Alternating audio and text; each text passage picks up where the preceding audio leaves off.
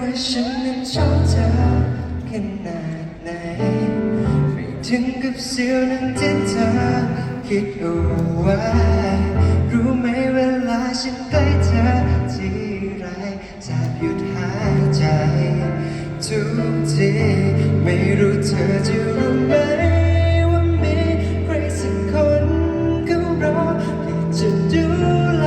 เธอทุกอย่างและคนนั้นก็คือฉันนี่ไงไม่ใช่ใครไหนไกลฉันรอมานานแล้วอยากดูแลแบบที่คนรักเขาทำมันจะพอเป็นไปได้ไหมเธอที่คนรักเขาทำฉันจะทำให้เธอทุกเรื่องเลยให้ฉันเป็นคนรักและคนสุดท้ายที่เธอนึกถึงจะได้ไหมฉันขอเป็น Mr. Everything ให้เธอ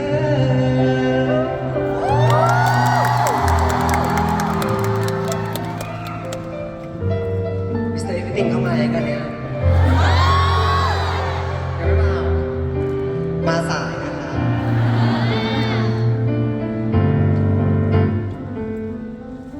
จะเช้าจะสายบ่ายหรือยังหรือตอนไหนเธอมีอะไรเรียกฉันเลยจะไปหา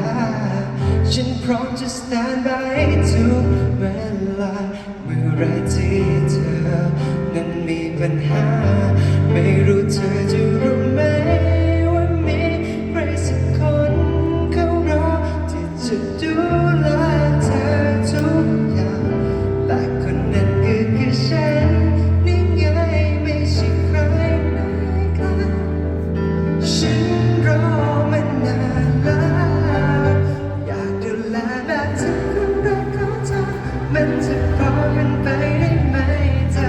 ที่คนรักเขาทำฉันจะทำให้เธอทุกเรื่องเลยให้ฉันเป็นคนรักและคนสุดท้ายที่เธอนึกถึงจะได้ไหม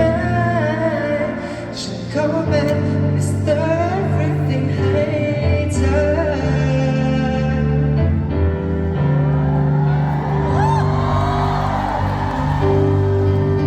อยากดูแลแบบที่คนรักเขาทำฉันจะพอเป็นไปได้ไหมแบบที่คนรักเขาทำฉันจะทำให้เธอทุกเรื่องเลยให้ฉันเป็นคนรักและคนสุดท้ายที่เธอนึกถึงจะได้ไหมฉันขอเป็น Mr. Everything ให้เธอ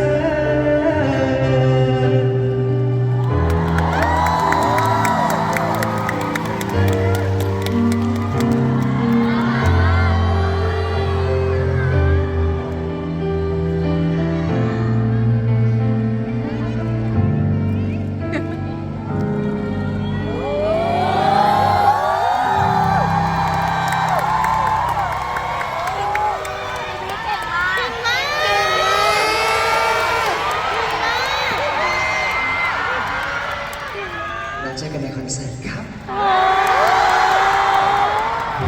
บักกุย